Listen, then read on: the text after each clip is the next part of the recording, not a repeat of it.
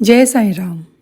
साईं बाबा की आज्ञा से मैं साईं सत चरित्र का चतुर्थ अध्याय आरंभ करती हूँ। भगवत गीता में भगवान श्री कृष्ण कहते हैं कि जब जब धर्म की हानि और अधर्म की वृद्धि होती है तब तक मैं अवतार लेता हूँ। धर्म स्थापना, दुष्टों का नाश तथा साधु जनों के परित्राण के लिए मैं युग युग में जन्म लेता हूँ। साधु और संत भगवान के प्रतिनिधि स्वरूप हैं। वे उपयुक्त समय पर प्रकट होकर अपनी कार्य प्रणाली द्वारा अपना अवतार कार्य पूर्ण करते हैं। अर्थात जब ब्राह्मण, क्षत्रिय अथवा वैश्य अपने कर्तव्यों से विमुख हो जाते हैं तब शूद्र और उच्च जाति के अधिकार छीनने लगते हैं। जब धर्म के आचार्यों का अनादर और निंदा होने लगती है, जब लोग निषिद्ध भोज्य पदार्थों और मदिरा आदि का सेवन करने लगते हैं, तब धर्म की आड़ में निंदित कार्य होने लगते हैं। जब भिन्न भिन्न धर्मावलंबी परस्पर लड़ने लगते हैं, जब ब्राह्मण संध्या आदि कर्म छोड़ देते हैं और कर्मठ पुरुषों को धार्मिक कृत्यों में अरुचि उत्पन्न हो जाती है, जब योगी ध्यान आदि कर्म करना छोड़ देते हैं और जनसाधारण की ऐसी धारणा हो जाती है कि केवल धन, संतान और स्त्री ही सर्वस्व है, तथा इस प्रकार जब लोग सत्य मार्ग से विचलित होकर अधपतन की ओर अग्रसर होने लगते हैं, तब संत प्रकट होकर अपने उपदेशों एवं आचरण के द्वारा धर्म की स्थापना करते हैं। वे समुद्र के ज्योति स्तंभ की तरह हमारा उचित मार्गदर्शन करते तथा सत्य पथ पर चलने के लिए प्रेरित करते हैं। इसी मार्ग पर अनेकों संत निवृत्तिनाथ, ज्ञानदेव, मुक्ताबाई, नामदेव, गोरा, गोणाई, एकनाथ, तुकाराम, नरहरि, नरसिंह भाई, सज्जन कसाई, सावंता माली तथा रामदास, कई अन्य संत सत्य मार्ग का दिग्दर्शन करने के हेतु भिन्न भिन्न अवसरों पर प्रकट हुए और इन सबके पश्चात शिरडी में श्री साईं बाबा का अवतार हुआ। अहमदनगर जिले में गोदावरी नदी के तट बड़े ही भाग्यशाली हैं, जिन पर अनेक संतों ने जन्म धारण किया और अनेकों ने वहां आश्रय पाया। ऐसे ही संतों में श्री ज्ञानेश्वर महाराज प्रमुख थे। शिरडी अहमदनगर जिले में कोपरगांव तालुका में है। गोदावरी नदी पार करने के पश्चात मार्ग सीधा शिरडी को जाता है। 8 मील चलने पर जब आप नीव गांव पहुंचेंगे तो वहां से शिरडी दृष्टिगोचर होने लगती है।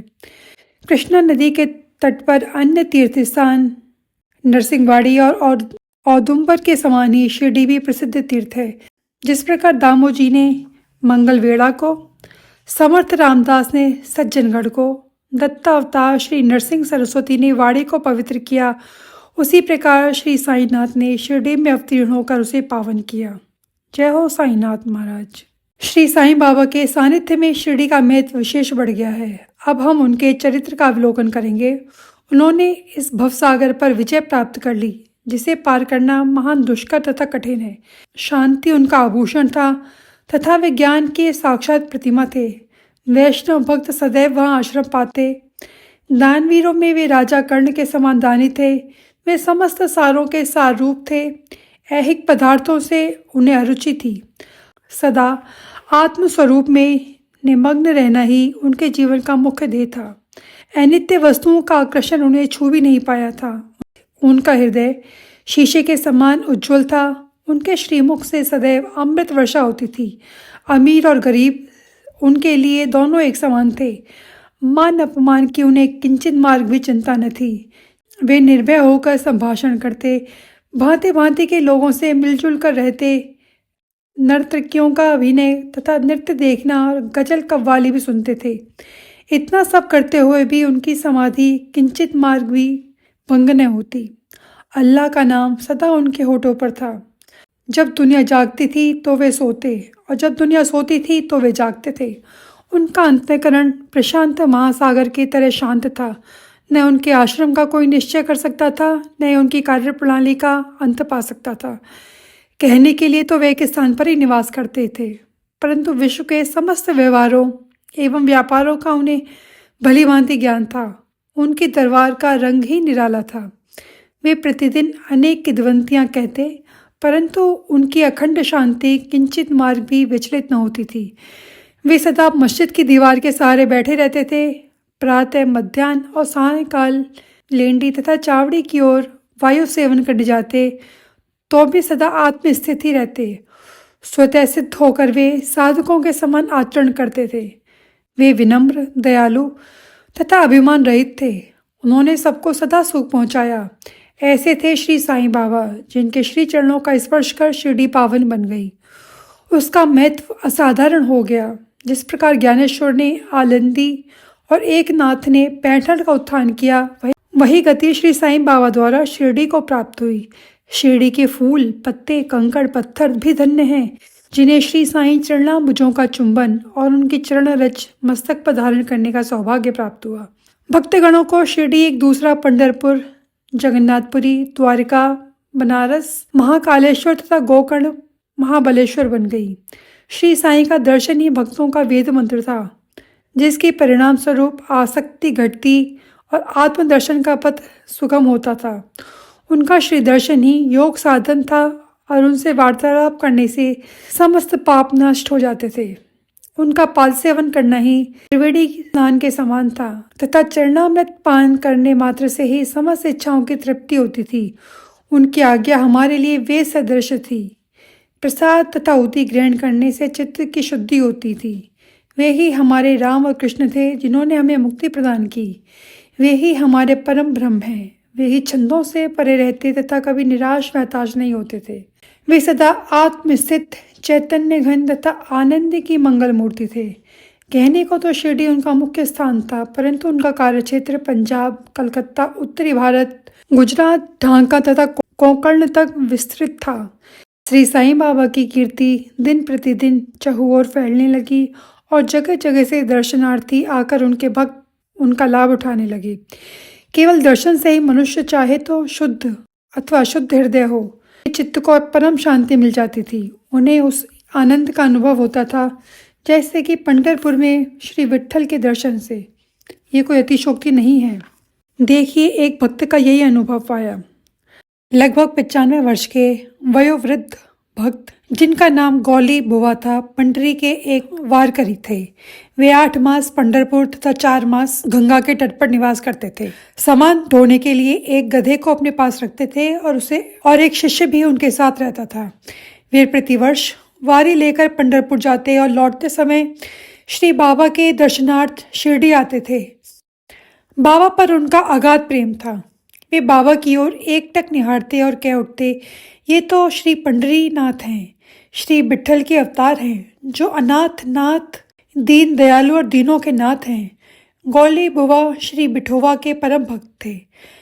उन्होंने अनेक बार पंडरी की यात्रा की तथा प्रत्यक्ष अनुभव किया कि साईनाथ सचमुच ही पंडरी नाथ हैं। श्री साईं बाबा की ईश्वर चिंतन और भजन में विशेष अभिरुचि थी। वे सदैव अल्लाह मालिक पुकारते और भक्तों से कीर्तन सप्ताह करवाते थे। इसे नाम सप्ताह भी कहते हैं। एक बार उन्होंने दासगणों को कीर्तन सप्ताह करने की आज्ञा दी। दासगणों ने बाबा से कहा कि आपकी आज्ञा मुझे शिरोधार्य है, परंतु इस बात का आश्वासन मिलना चाहिए कि सप्ताह के अंत में विट्ठल अवश्य प्रकट होंगे।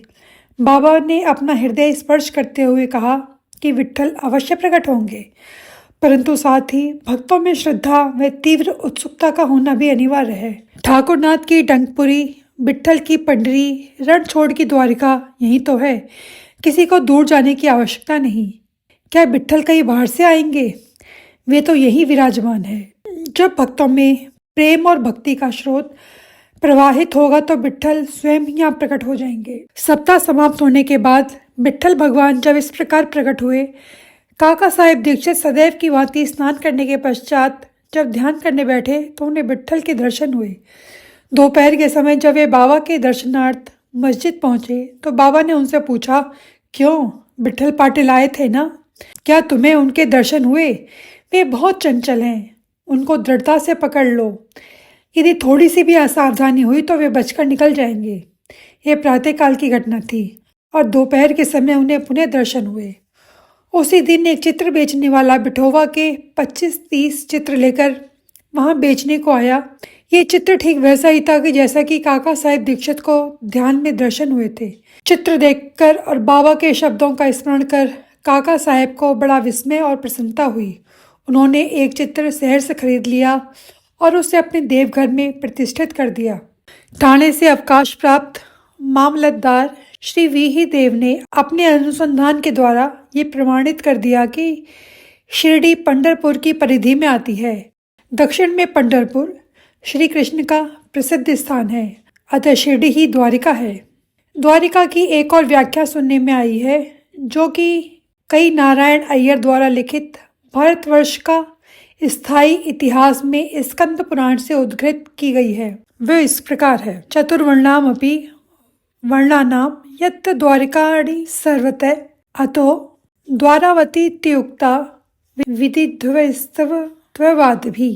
जो स्थान चारों वर्ण के लोगों को धर्म, अर्थ, काम और मोक्ष के लिए सुलभ हो, दार्शनिक लोग उसे द्वारिका के नाम से पुकारते हैं। शिरडी में बाबा की मस्जिद केवल 4 वर्णों के लिए ही नहीं, अपितु दलित, अस्पृश्य और भागोजी, सिंधी जैसे कोड़ी आदि सभी के लिए खुली थी। अतः शिरडी को ही द्वारिका कहना सर्वथा उचित है। श्री विट्ठल पूजा में बाबा की कितनी रुचि थी, ये भगवंत राव क्षीरसागर की कथा से स्पष्ट है। भगवंत राव के पिता विठोबा के परम भक्त थे, जो प्रतिवर्ष पंढरपुर को वारी लेकर जाते, और उनके घर में विठोबा की एक मूर्ति थी जिसकी वे नित्य प्रति पूजा करते थे। उनकी मृत्यु के पश्चात उनके पुत्र भगवंत राव ने वारी, पूजन, श्राद्ध इत्यादि समस्त कर्म करना छोड़ दिया। जब भगवंत राव शिरडी आए तो बाबा उन्हें देखते ही कहने लगे, इनके पिता मेरे परम मित्र थे, इसी कारण मैंने इन्हें यहाँ बुलाया है। इन्होंने कभी नैवेद्य अर्पण नहीं किया तथा मुझे और विठोबा को भूखा मारा है, इसलिए मैंने इन्हें यहाँ आने को प्रेरित किया है।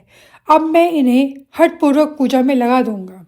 गंगा और यमुना नदी के संगम पर प्रयाग प्रसिद्ध पवित्र स्थान है। हिंदुओं की ऐसी भावना है कि वहाँ स्नान आदि करने से समस्त पाप नष्ट हो जाते हैं। इसी कारण प्रत्येक पर्व पर सहस्त्रों भक्तगण वहाँ जाते हैं और स्नान का लाभ उठाते हैं। एक बार दासगणों ने भी वहाँ जाकर स्नान करने का निश्चय किया। इस विचार से वे बाबा से आज्ञा लेने के लिए उनके पास गए। बाबा ने कहा, इतनी दूर व्यर्थ भटकने की क्या आवश्यकता, अपना प्रयाग तो यही है, मुझ पर विश्वास करो। आश्चर्य, महान आश्चर्य। जैसे ही दासगणु बाबा के चरणों पर नत हुए तो बाबा के श्री चरणों से गंगा यमुना की धारा वेग से प्रभावित होने लगी। ये चमत्कार देखकर दासगणों का प्रेम और भक्ति उमड़ गई। वे आंखों से अश्रुओं की धारा बहने लगी। उन्हें कुछ अंतस्फूर्ति हुई और उनके मुख से श्री साईं बाबा की श्रोता सुनी स्वतः प्रभावित होने लगी। श्री साईं बाबा के माता पिता, उनके जन्म और जन्म स्थान के बारे में किसी को भी ज्ञान नहीं था।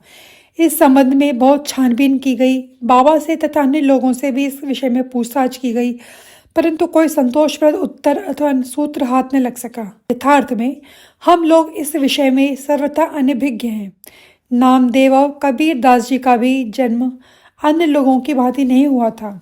वे बाल रूप में प्रकृति की गोद में पाए गए। नामदेव भीमरथी नदी के तट पर गोनाई, कबीर भागीरथी नदी के तीर पर तमाल पर पड़े हुए मिले थे। और ऐसा ही श्री साईं बाबा के संबंध में था।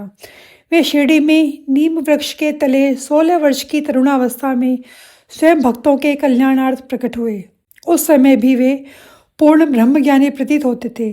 स्वप्न में भी उन्हें किसी लौकिक पदार्थ की इच्छा नहीं थी। उन्होंने माया को ठुकरा दिया और मुक्ति उनके चरणों में लौटती थी। शिरडी ग्राम की एक वृद्ध स्त्री नाना चौबदार की माँ ने उनका वर्णन इस प्रकार किया है।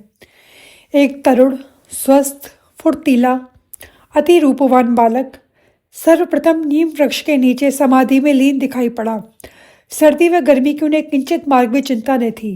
उन्हें इतनी अल्पायु में इस प्रकार कठिन तपस्या करते देख लोगों को महान आश्चर्य हुआ।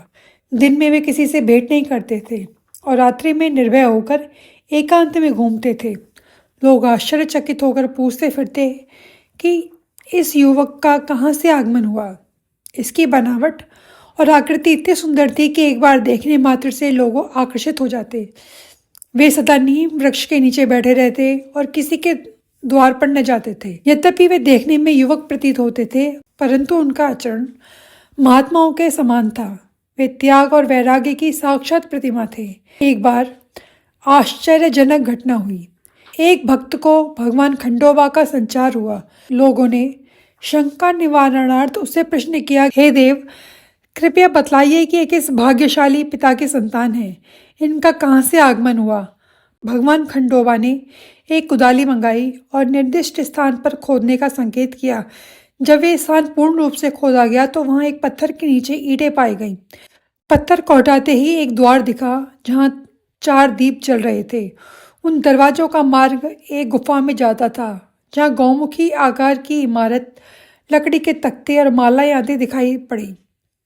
भगवान खंडोबा कहने लगे कि इस युवक ने इस स्थान पर 12 वर्ष तपस्या की है। तब लोग युवक से प्रश्न करने लगे, परंतु उसने यह कहकर बात टाल दी कि मेरे श्री गुरुदेव की पवित्र भूमि है, अतः मेरे पूज्य स्थान है। तब लोगों ने उस दरवाजे को पूर्ववत बंद कर दिया।